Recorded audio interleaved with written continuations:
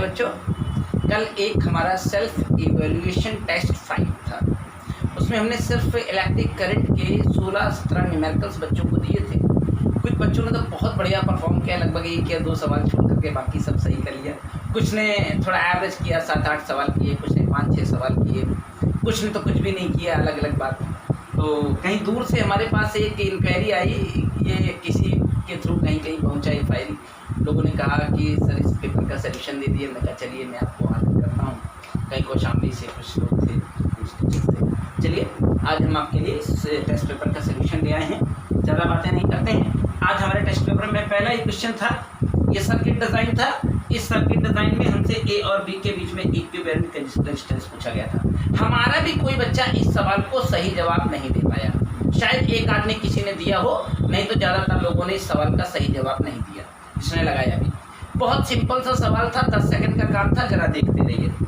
हमने तो हमेशा बताया, देखिए ये एंडलेस रजिस्टर है, ये सर्किट पूरी नहीं है, बेकार है, ये बेकार है, ये बेकार है। देखिए इनकी एंडिंग में कनेक्टिविटी नहीं है, तो ये बेकार है, परफेक्ट है। लेकिन इधर देखिए एक बहुत बड़ा शानदार कंसेप्ट था, बच्चों ने पकड़ा ही नहीं, लोग इधर घूम गए। जबकि मैंने कहा था करंट हमेशा शॉर्टेस्ट पाथ फॉलो करती है, शॉर्टेस्ट पाथ फॉलो करती है। देखिए ये करंट, हमने कहा बैटरी लगा लीजिएगा आप सच आंसर से लेकर के। ये बैटरी यहाँ से कनेक्ट करेगी, यूँ करंट जाएगी, यूँ करंट जाएगी, यूँ करंट जाएगी, यूँ करंट जाएगी। लेकिन यहाँ कोई करंट नहीं जाएगी, जो करंट इसमें जाएगी वो यहाँ तक आएगी। यहाँ कोई करंट नहीं जाएगी, जो करंट इसमें जाएगी। अब देखिए सबसे बड़े मार्के वाली बात थी कि यहाँ आई करंट पक्का है, यहाँ तो भाई कोई करंट नहीं होगी। हम तो कहते हैं यहाँ भी कोई करंट नहीं होगी क्योंकि ये शॉर्टिंग ब्रांच थी। सब लोग यहाँ आके फंस गए, गलत कर दिया लोगों ने इसी जगह पर। ये करंट बाबू लोग यहाँ से जाकर के सीधे अपराइट करेंगे। इस पॉइंट का नाम बी दिया गया है। ये बेकार है, ध्यान रखिएगा। इस ब्रांच में कोई करंट नहीं होगी, इस ब्रांच में कोई करंट नहीं होगी, इसमें कोई करंट नहीं होगी, इसमें कोई करंट नहीं होगी। इस करंट को जरा देखिए, ये ऐसे चली, जंप से पहुंच गई यहाँ,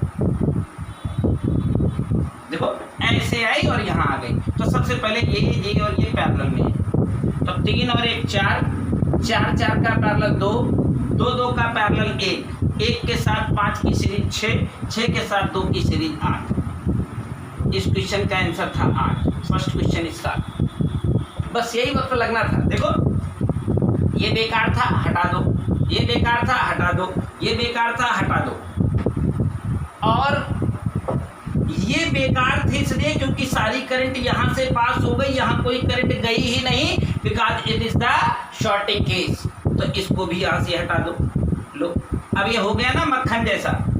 3 और 1 4, 4 के साथ 4 का पैरेलल 2, 2 के साथ उस 2 का पैरेलल 1, 1 के साथ 5 की सीरीज 6, 6 के साथ 2 की series 8। Equivalent resistance is 8। B is the correct answer. पहले क्वेश्चन का B is the correct answer. Next question आपके लिए हाजिर करता हूँ। अगला सवाल हमारे पास था, ये हमने अपने क्लास 12 यूपी बोर्ड 12 के बच्चों के लिए पेपर बनाया था। आप देखते रहिए, हमारे क्लास 12 के बच्चों का स्टैंडर्ड, बहुत अच्छे बच्चे हैं हमारे पास जिनको मैं पढ़ाता हूँ। दमखम रखते हैं इस तरह के पेपर को सॉल्व करने का, दमखम रखते हैं इस तरह की किसी भी चैलेंज को फेस करने का। बिल्कुल डेफिनेट सी बात है, हर तरह का चैलेंज फेस कर सकते हैं वो बच्चे।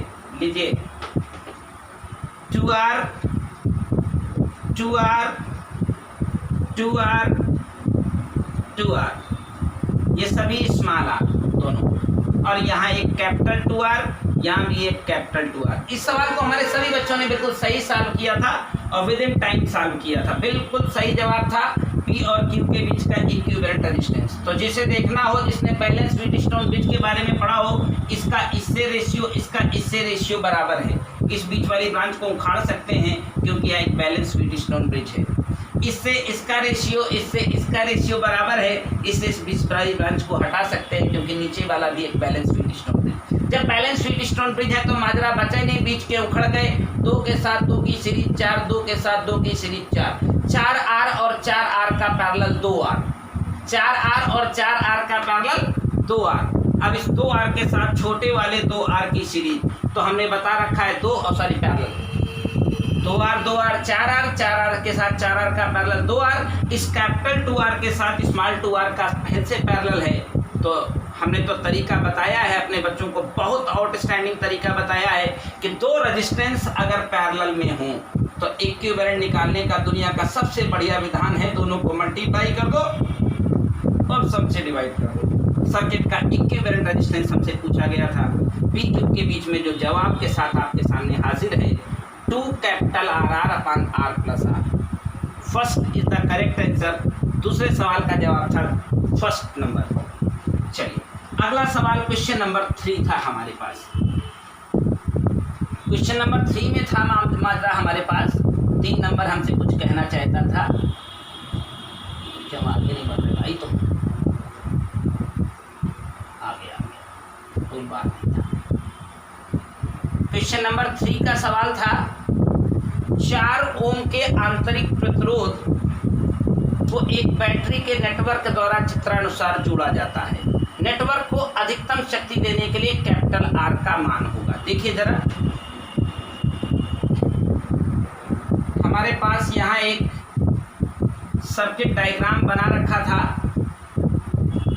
Capital R, capital R, capital R, एक और capital 6R, all of capital R, ये 6R, फिर एक R, फिर एक R और फिर एक 4R। देखिए थोड़ा फास्ट सॉल्यूशन मैं आप लोगों को दे रहा हूँ, ये वो सॉल्यूशन बच्चे पकड़ सकते हैं जिन्होंने हमारे साथ अच्छे से पढ़ाई करी है। ये सॉल्यूशन उन लोगों के लिए नहीं है जिन्होंने पढ़ा ही नहीं है। हाँ, ये सॉल्यूशन सिर्फ उन लोगों के लिए है जिन्होंने पढ़ा है। अब कभी पढ़ा ही ना हो और ये वीडियो देखने यूट्यूब पर बैठ जाए तो उन्हें क्या पता चलेगा मैं क्या पढ़ा रहा हूँ। चलो, यहाँ एक बैटरी लगी है EMF की और इसका इंटरनल रेजिस्टेंस स्मॉल r बराबर 4 है। क्वेश्चन में पूछा है 4 ओम आंतरिक प्रतिरोध की एक बैटरी को नेटवर्क के द्वारा चित्रानुसार जोड़ दिया जाता है। नेटवर्क को अधिकतम शक्ति देने के लिए कैपिटल R का मान। सुनो, आपको तो पता ही होगा, हमने बताया है किसी सर्किट को, एक्सटर्नल सर्किट को किसी बैटरी द्वारा मैक्सिमम पावर तभी दिया जाता है जब एक्सटर्नल रेजिस्टेंस का मान इंटरनल रेजिस्टेंस के बराबर हो जाता है। इसका मतलब ये कहना चाहता है इस सर्किट का इफेक्टिव रेजिस्टेंस सर्किट द्वारा, इस बैटरी द्वारा इस बाहरी सर्किट को अधिकतम धारा, अधिकतम शक्ति तभी दी गई होगी जब बैटरी का इंटरनल रेजिस्टेंस परिपथ का तुल्य प्रतिरोध बिल्कुल बराबर होगा। इसका मतलब साफ बात यह है इस परिपथ का तुल्य प्रतिरोध 4 होना चाहिए, तभी तो इंटरनल रेजिस्टेंस एक्सटर्नल के बराबर होगा, परिपथ में धारा मैक्सिमम जाएगी। मैं छोटी छोटी कंसेप्ट को पकड़ करके न्यूमेरिकल दिए थे, 15 मिनट में सॉल्व हो जाने का मामला था। आइए मेरे साथ बने रहिए। चलिए इस सर्किट में भी जरा एक बार नजर डाल दीजिए। बैलेंस व्हीटस्टोन ब्रिज का मामला है, देखिए ना, R के साथ 2R और 2R के साथ 4R। देखिए ये भी तो व्हीटस्टोन ब्रिज की शक्ल है। देखिए ये दोनों डायगोनल हो गए, ये इधर का हो गया, ये इधर का हो गया, ये दोनों नीचे वाले हो गए। तो R का 2R से जो रेशियो है वही रेशियो इस 2R का 4R के साथ है। तो बड़े प्यार से हम लोग एक छोटा सा काम कर सकते हैं। हमने देख लिया है कि अभी एक बैलेंस व्हीटस्टोन है, बीच वाला उखाड़ के फेंक देना था। R 3R हो गया था, 4 2 6R हो गया था, 6R के साथ 3R का पैरेलल निकालते 2R हो जाता। डेफिनेटली इस 2R का मान 4 के बराबर होना चाहिए था अगर सर्किट को मैक्सिमम पावर सप्लाई की जा रही है। मैंने तो मैक्सिमम पावर ट्रांसफर थ्योरम तक आपको बताई है। किसी परिपथ में किसी सेल के द्वारा किसी सर्किट को मैक्सिमम पावर ट्रांसफर की जाती है तो स्मॉल r की वैल्यू कैपिटल R के बराबर होती थी। स्मॉल r की वैल्यू 4 थी। सर्किट का इफेक्टिव रेजिस्टेंस 2R, अरे भैया ये 3R, ये 6R, 3R और 6R का पैरेलल अगर मैं निकालूंगा तो सभी को पता है मैं ये लिखूंगा, R से R नहीं रहा, 3 त्रिका 9 हो गया, 3 दूनी 6 हो गया, 2R नहीं होता है, तो 2R का मान 4। तो सीधा आंसर था इस क्वेश्चन का, C is the correct answer, capital R is equal to 2। इसके बाद एक क्वेश्चन नंबर 4 भी हमने आपको बिल्कुल दिया था, ऐसे ही मैनर में रखा था। कुछ क्वेश्चन तो ऐसे ओरल देख के लगने के थे, इन सवालों में दम नहीं था, देखना था और लगाना था। बहुत सारे बच्चों ने शायद वो काम किया ही नहीं जिसकी जरूरत थी। कुछ तो महाचोर हैं जो पेपर ही अटेंड नहीं करे, गदर है, पता नहीं कहाँ उखड़ने आए हैं यहाँ। हाँ, कुछ ऐसे चोर हैं जो पेपर देख करके ऐसा भाग खड़े होते हैं भाई AK-47 लेके दौड़ाया है सुअर,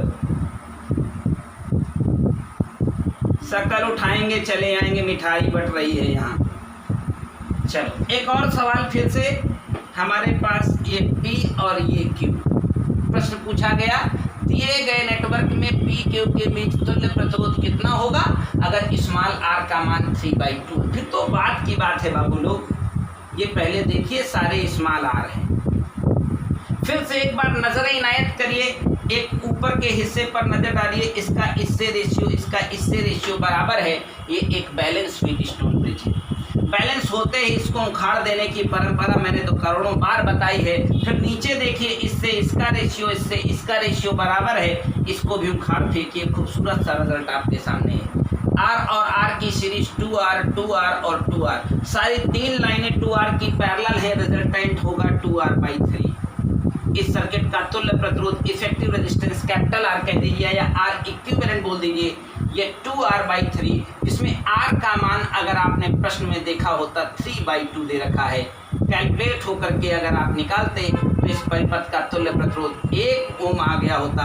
इस क्वेश्चन का जवाब था सही, क्वेश्चन नंबर 4। मतलब हमें क्वेश्चन का डायग्राम ड्रा करने में ज़्यादा वक्त लग रहा है, आंसर बताने में कम। यानी अगर मैं कंपटीशन में बैठा होता तो इन 16 सवालों को 8 मिनट में करके चला आता। क्यों?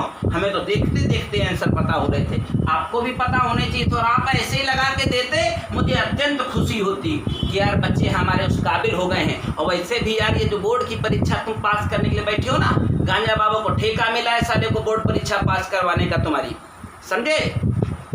पी के गांजा बैठा है, कह देगा चलो पास कर दो बोर्ड। बोर्ड की परीक्षा किसी ढंग की परीक्षा नहीं है। अगर जिंदगी में कुछ बनना चाहते हो, ये लेवल पकड़ना सीखो, और जब ये लेवल पकड़ना सीखोगे तो आगे बढ़ जाओगे। मैं तुम्हें बोर्ड की परीक्षा पास करने को नहीं पढ़ा रहा हूँ, तुम्हें जिंदगी में कुछ बनाने को पढ़ा रहा हूँ। ऐसे कहीं खड़े हो जाइएगा, इस तरह का नॉलेज लेकर के, कॉलर टाइट करके कहीं भी खड़े होकर के चले आइए, आपकी शिक्षा का, आपके ज्ञान का सम्मान होगा दुनिया में। ऐसे उल्लुओं की तरह चले जाओगे, सुअर जैसी शक्ल उठा करके, यहाँ सवेरे मिठाई बटती है, पढ़ाता हूँ जो।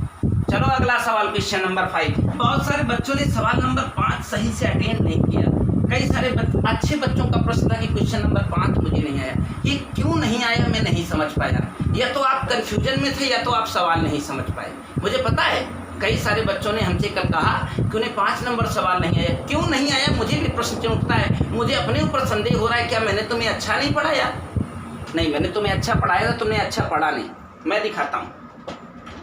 क्वेश्चन नंबर 5 कहता है 4 ओम धातु का एक तार मध्य बिंदु पर 180 डिग्री के कोण पर मोड़ दिया गया है। सुनिए, एक तार था जिसकी लंबाई L थी, परिच्छेद क्षेत्रफल A था, रजिस्टिविटी ρ थी। मध्य बिंदु से 180 पर मोड़ दोगे तो मोड़ने का मतलब पलट करके इसी के ऊपर चढ़ा दोगे, मतलब दोहरा दोगे। नहीं समझे मेरी बात? पलट के इसी के ऊपर चढ़ा दोगे मतलब इसे दोहरा दोगे।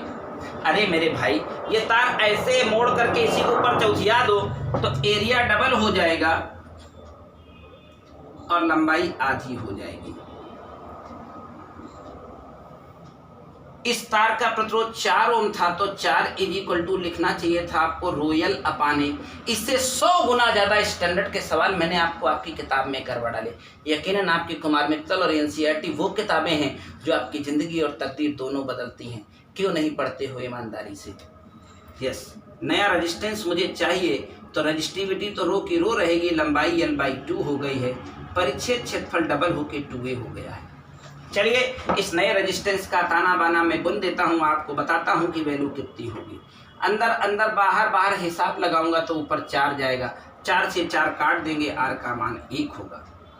चलिए आप देख पा रहे हैं मुझे बात करने में वक्त ज़्यादा लग रहा है, सवाल करने में वक्त कम लग रहा है। 5वें सवाल का जवाब 1 ओम होता। B is the correct answer. B is the correct answer. अगला सवाल आपके लिए हाजिर करता हूं, क्वेश्चन नंबर 6 कहता है निश्चित लंबाई के एल्युमिनियम के तार को खींचकर उसका व्यास आधा कर दिया जाता है, उसका प्रतिरोध कितना हो जाएगा? देखिए भैया, व्यास आधा करने का मतलब त्रिज्या आधी करना, त्रिज्या आधी करने का मतलब एरिया चौथाई करना, एरिया चौथाई करने का मतलब लंबाई चौगुना करना। हमने तो शॉर्टकट बता रखा है आपको, इसका रेजिस्टेंस 16 गुना हो जाएगा। अरे देखिए ना, क्वेश्चन नंबर 6 हमने कहा एक निश्चित लंबाई के एल्युमिनियम का तार को, ऐसा खींचा कि व्यास आधा हो गया। व्यास आधा होना मतलब त्रिज्या आधी होना। त्रिज्या आधी होना मतलब एरिया चौथाई होना। त्रिज्या पहले r थी, अब r/2 हो गई। त्रिज्या r अगर पहले एरिया पाई r स्क्वायर था, अब एरिया पाई r²/4, मतलब हमें पता चल गया हमारा नया एरिया पहले का चौथाई हो गया। तो जब पतला हो जाता है तो मैंने बताया उसके उल्टा गुना में लंबाई का मामला होता है। पहले लंबाई अगर l थी तो अब 4l पक्का हो जाएगी। तो आपको पता है लंबाई 4 गुनी हो गई है तो एरिया उसका रेजिस्टेंस 16 गुना नहीं हो जाएगा। कितना बढ़िया बढ़िया बताए हैं। R बराबर ρl/A, A की जगह A लिख दो। नया resistance R dash equal to rho 4 की जगह 4l, A की जगह A/4। हम कैलकुलेशन करने जाते हैं, हमें पता लगा कि इस R डैश की वैल्यू 16R हो गई है, यानी नया रेजिस्टेंस कितने गुना हो जाएगा?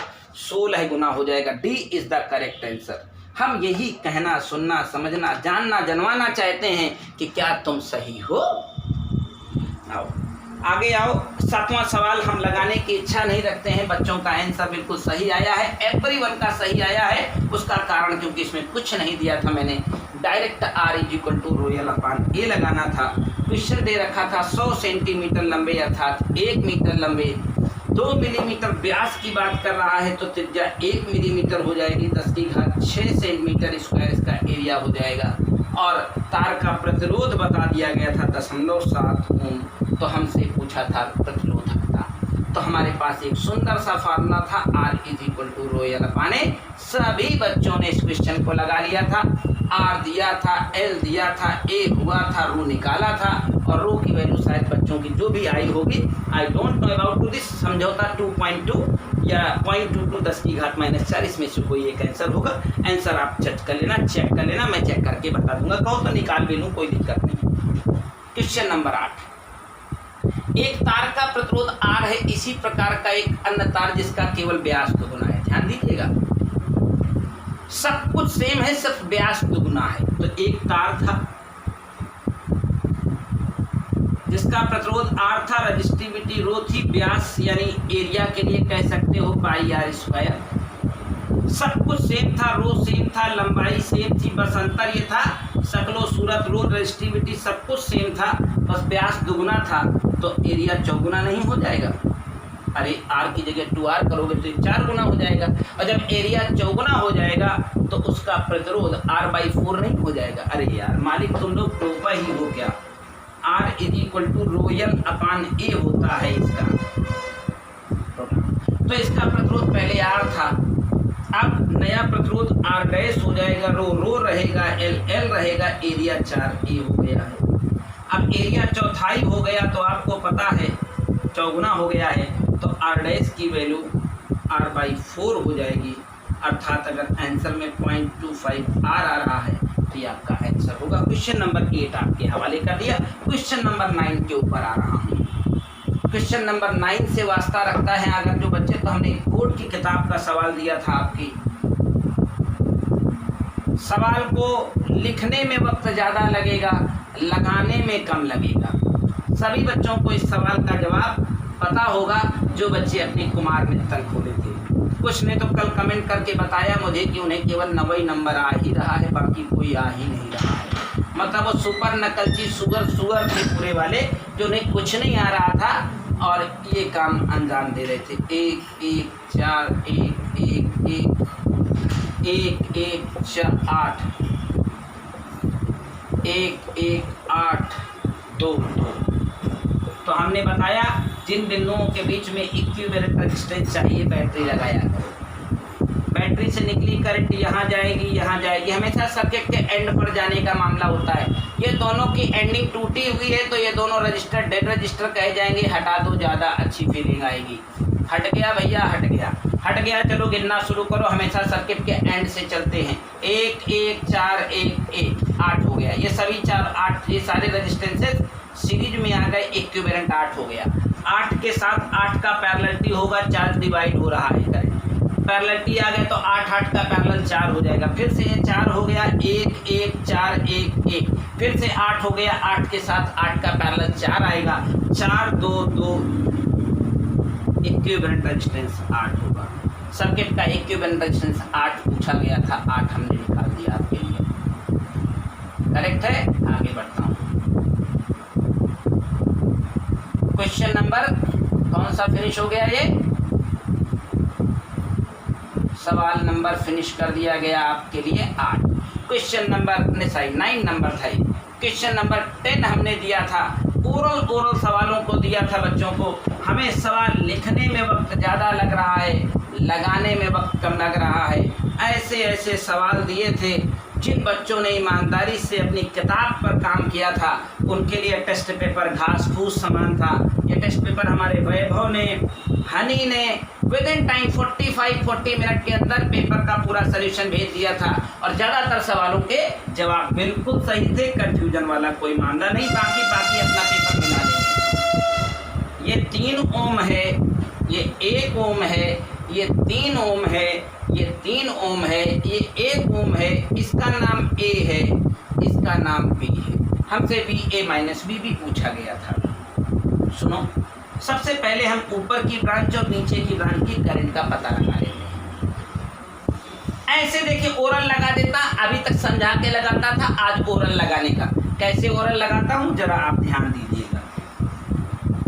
देखिए 3 और 1 4, 3 और 1 4, 4 का पैरेलल 2, 3 के साथ 2 की सीरीज 5। सर्किट में 10 वोल्ट की बैटरी, इसका मतलब 2 एम्पियर की करंट। देखो ना, 3 1 4, 3 1 4, 4 का पैरेलल 2, 2 के साथ 3 की सीरीज 5 और 10 वोल्ट की बैटरी, सर्किट में 2 एम्पियर की करंट। ऊपर और नीचे की ब्रांच का रेजिस्टेंस बराबर है, तो ऊपर भी 1 एम्पियर करंट दौड़ेगी, नीचे भी 1 एम्पियर करंट दौड़ेगी। अगर इस पॉइंट की बात करूं, इस पॉइंट का नाम C दे देता हूं, इस पॉइंट का नाम C दे देता हूं। C से A के बीच का अगर वोल्टेज निकालता मैं तो 1 वोल्ट आता। क्यों आता? क्योंकि V बराबर IR, I1 R1। अगर C से B के बीच का वोल्टेज निकालता तो IR यानी 3 वोल्ट आता। देखो, ऊपर का वोल्टेज कम है, नीचे का वोल्टेज ज़्यादा है, इसमें से इसको घटाता तभी तो VA-VB आता। VA-VB की वैल्यू माइनस की 2 वोल्ट आनी चाहिए, यानी इसका सही आंसर A वाला होता। अगर किसी बच्चे ने 2 वोल्ट भी आंसर दिया था तो मैं उस सवाल को गलत नहीं मानूंगा, मैं एक्सक्यूज करूंगा आपको आपकी मेहनत के लिए। आप 4 नंबर के हकदार होते हैं। अगर आपने इसका आंसर 2 वोल्ट दिया है तो मैं छोड़ देता आपको, लेकिन आपको IIT नहीं छोड़ता। आप IIT में सवाल 2 की बजाय -2 की बजाय 2 लिख के आएंगे, आपका गलत हो जाएगा। और ऑप्शन दोनों मौजूद है, यानी -2 इज द करेक्ट आंसर। देख लीजिए यार, यहाँ 1 ही वोल्ट है, यहाँ 3 वोल्ट है, तो अंतर A और B के बीच का -2 होगा कि 2 होगा? बताओ, नीचे ज़्यादा ऊपर कम है ना, तो -2 वोल्ट होना चाहिए। सवाल नंबर 11 आपके लिए हाजिर करता हूँ। क्वेश्चन नंबर 11 से आपका कार्यक्रम बनाता हूँ। प्रत्येक 4 ओम के 3 प्रतिरोधों को जोड़कर परिपथ बनाया जाता है। परिपथ का समतुल्य प्रतिरोध नहीं हो सकता।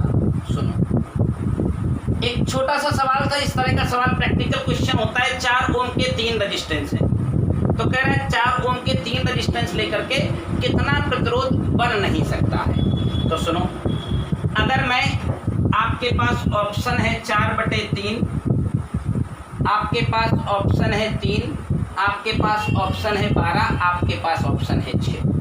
देखो, 4 के तीनों सीरीज लगा दूंगा तो पक्का 12 ओम आएगा। मतलब ये जवाब बिल्कुल सही है, यानी ऑप्शन ये वाला नहीं हो सकता है। कह रहा है कौन सा नहीं हो सकता, यानी 4 को कंबाइन करके कौन सा वैल्यू नहीं बनाया जा सकता है। सुनो, एक छोटा सा काम करें, अगर 2 4 का पैरेलल लगा दें और 4 की एक सीरीज लगा दें तो आपको पता है इसका रेजिस्टेंस 6 आ जाएगा। 4 का पैरेलल 2 हो जाएगा, 2 के साथ 4 की सीरीज 6 हो जाएगी। पक्का? सुनो, एक छोटा सा काम करें, 4 ओम के तीनों रेजिस्टेंस को उठा के पैरेलल में लगा दें।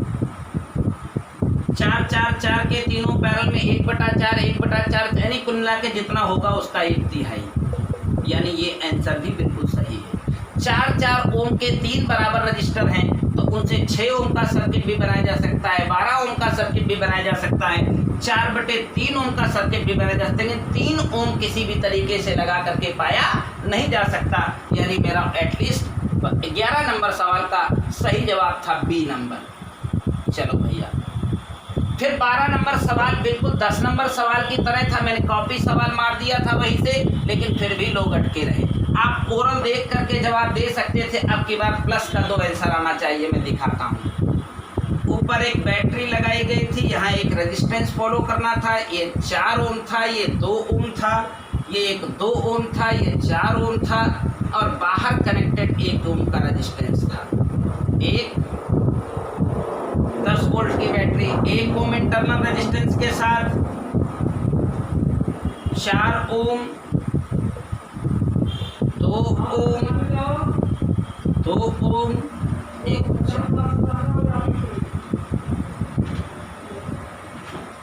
बिल्कुल, आइए, आपसे पूछा गया था VA माइनस VB, फिर इसका नाम A और इसका नाम B रखा गया था। आइए करंट को ले चलने का कार्यक्रम बनाते हैं। 4 2 6 सीरीज, 4 2 6 सीरीज, 6 6 का पैरेलल 3 होगा, 3 के साथ 1 की सीरीज 4 होगी, 4 के साथ 1 की सीरीज 5 होगी। सर्किट में 2 एम्पियर की करंट दनादन दौड़ेगी। आप 2 एम्पियर ऐसे दौड़ा दीजिए, चाहे 2 एम्पियर ऐसे दौड़ा दीजिए, मुझे कोई लेना देना नहीं है। चलो ऐसे ले चलते हैं जी। क्या जी?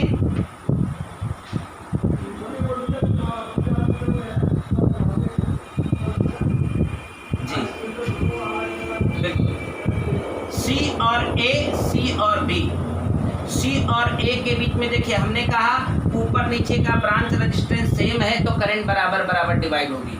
4 2 6, 4 2 6, 6 6 का पैरेलल 3, 3 के साथ 1 की सीरीज 4, 4 के साथ 1 की सीरीज 5। सर्किट का वोल्टेज 10, सर्किट में बहने वाली करंट 2 एम्पियर। 2 एम्पियर करंट का एक यहाँ जाएगा, 1 एम्पियर यहाँ जाएगा बाबू, तो 4 ओम में 1 एम्पियर घुसेगा तो यहाँ 4 वोल्ट बनेगा, और इस 2 ओम में 1 एम्पियर घुसेगा तो यहाँ 2 वोल्ट बनेगा। अब ऊपर वोल्टेज ज़्यादा है, नीचे वोल्टेज कम है, ए से बी का डिफरेंस निकालूंगा तो 4 से 2 का डिफरेंस 2 आएगा। अब की बार VA माइनस VB माइनस का 2 नहीं बल्कि प्लस का 2 आएगा। आपके हर तरह का नॉलेज टेस्ट करने के लिए मैंने टेस्ट पेपर बनाया था, कुछ पास हो गए, कुछ फेल हो गए, कुछ भगोड़े निकल गए, कुछ चोर साबित हो गए। चलो कोई बात नहीं, जैसी करनी वैसी भरनी। आइए इसके बाद क्वेश्चन नंबर 13 आपके हवाले करता हूँ। 8 ओम के एक तार को n बराबर भागों में काटा जाता है, इन भागों को समांतर क्रम में जोड़ दिया जाता है तुल्य संयोजन का तुल्य प्रतिरोध। तो सुनो, हमारे पास एक 8 ओम का पूरा रेजिस्टेंस था, इसके n टुकड़े किए तो हर टुकड़े का रेजिस्टेंस आपको पता है R/N हो जाएगा। अरे भाई मैं तुमको प्रैक्टिकल दिखा देता हूँ। अगर 8 ओम का एक रेजिस्टेंस होता, इसके 2 टुकड़े करते तो R/2 का ये हो जाता, R/2 का ये हो जाता, 3 बराबर टुकड़े तो R/3 हो जाता, n बराबर टुकड़े R/n नहीं हो जाएगा, सब टुकड़ा R/n का हो गया। अब सुनो क्या था, सभी R/n के टुकड़ों को उठाया, R/n R/n R/n R/n, और सभी टुकड़ों को पैरेलल में लगाया, सभी R/n के टुकड़ों को पैरेलल में लगाए। तो सुनो, R/n के अगर 2 टुकड़े होते पैरेलल में लगाते तो R/2n हो जाता, 3 टुकड़े होते तो R/3n हो जाता, 4 टुकड़े होते तो R/4n हो जाता, n टुकड़ों को पैरेलल में लगाया तो R/n और हो जाएगा। यानी सर्किट का इक्विवेलेंट रेजिस्टेंस जो होता, आपका जवाब होता R/n²। बहुत सारे बच्चों ने खूबसूरत सा सवाल बिल्कुल परफेक्शन के साथ लगाया था, उनकी जितनी तारीफ की जाए कम थी। अच्छा ब्रेन रखते हैं, भविष्य में इनका भविष्य बहुत उज्जवल है, कुछ तो चो रही थी। क्वेश्चन नंबर 14, आप समझ रहे हैं इस स्पीड के साथ तालमेल बैठाना आसान नहीं होता, लेकिन जो बच्चे हमारे लेवल पर आके काम करते हैं वो सुपरस्टार तो हैं। चलिए हाजिर करता हूँ आपके लिए 10 ओम 10 ओम 10 ओम 10 ओम 10 ओम 10 10 और 1 और 10। सवाल था ए डी के बीच तुल्य प्रतिरोध। देखिए फिर से उसी कैटेगरी का एक सवाल, जिस तरह के कैटेगरी के सवालों की आज तुलना कंडीशन मैंने दी थी, इसका नाम डी था। मैंने कहा देखिए ये दोनों एंड रजिस्टर्स हैं, डेड रजिस्टर काउंट होंगे, इनको निकाल के बाहर फेंक लीजिए। सीन बनते ही आपके सामने रिजल्ट आ गया था, इस 10 के साथ इस 10 की सीरीज, इस 10 के साथ इस 10 की सीरीज, 10-10 की सीरीज 20, 10-10 की सीरीज 20, 20-20 का पैरेलल 10, फिर ये 10, ये 10, ये 10, आंसर था 30। देख रहे हैं आप, ओरल सवाल लगाए जा सकते हैं, लगाए बिना लगाना था। 10-10 का पैरेलल 20, 10-10 की सीरीज 20, 20, 20-20 का पैरेलल 10, 10, 10, 10 बोले तो 30। Question number 14 is finish. अगले सवाल की जरूरत है। Question number 15 also a good question but not a thing, तुरंत लगा देने वाला सवाल था। ऐसे ये सवाल उन बच्चों ने किए जिन बच्चों ने अपनी किताब लगाई थी, बाकी किताब से 10 गुना नीचे स्टैंडर्ड के सवाल हैं कुमार मित्तल से, ये मैं दावा करता हूँ। जिन बच्चों ने ईमानदारी से अपनी बोर्ड बुक लगाई थी उन बच्चों के लिए इन सवालों का घास। देखिए 2 सवाल गलत होते हैं, मैंने तो कहा 4 सवाल अगर इसमें आपके गलत थे, नथिंग ए मैटर, आपका 4 सवाल गलत होना बहुत मायने नहीं रखता है। अगर बच्चों ने 1 घंटे के अंदर इसके सवाल को जवाब दिया है, 4 सवाल गलत हैं, अच्छी बात है, अच्छा हुआ वो गलत थे। लेकिन उन चोरों को क्या कहोगे जिन्होंने 1 सवाल भी अटेंड नहीं किया? सुगर। चलो ए और बी के बीच तुल्य प्रतिरोध चाहता हूँ। पहले कैपिटल आर को 3 बता दिया, तो बात की बात है, मैं रख दूंगा ना। आर और आर की सीरीज 2R, अरे 3 3 6 कह दो मालिक, 6 के साथ 3 का पैरेलल 2, अब 3 3 2, 3 3 6 2 8, सर्किट का आंसर होता 8। सर्किट का आंसर होता 8 और 15 नंबर प्रश्न में कोई भी आंसर 8 नहीं था, इसलिए इसका डी आंसर था, उपरोक्त में से कोई नहीं। चलो 15 नंबर क्वेश्चन का जवाब था डी। क्वेश्चन नंबर 16, कुछ लोग ज्यादा ही उलझे। हमने तो परमानेंट कंडीशन आपके ब्रेन में बैठाई थी कि अगर ऐसी सीन दुनिया में कहीं बन जाए तो ये पैरेलल रेजिस्टेंसेस होते हैं। हम सब परमानेंट, मैं आपको तो करोड़ बार इसकी कंसेप्ट खोल खोल के दिखा चुका कि एक शॉर्टिंग ऊपर एक शॉर्टिंग नीचे, तो यह पैरेलल रेजिस्टेंस है। अब पैरेलल रेजिस्टेंस है तो इन तीनों का पैरेलल निकालना है, तो 2R के साथ इस R का पैरेलल हो जाएगा R, इस R के साथ इस R का पैरेलल हो जाता R/2। सर्किट का इक्विवेलेंट रेजिस्टेंस निकालने जाना था, तो इसका आंसर होता R/2। C is the correct answer. Then it is the last question. पीछे सवाल आके एकदम गंदे सवाल, झंडू बाम सवाल मैंने रखे थे जिनमें कोई दम नहीं था। ये रहा आपका टेस्ट पेपर, ये रहा आपका डिस्कशन और ये रहा आपका फाइनल सवाल। लीजिए,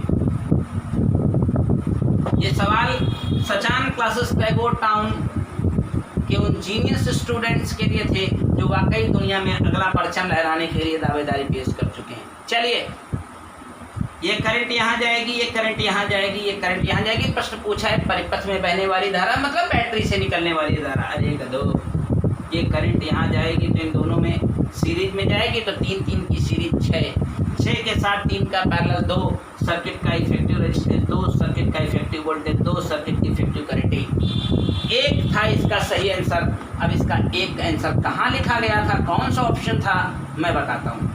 1 था, मतलब इसका answer number D is the correct. That's all, thank you.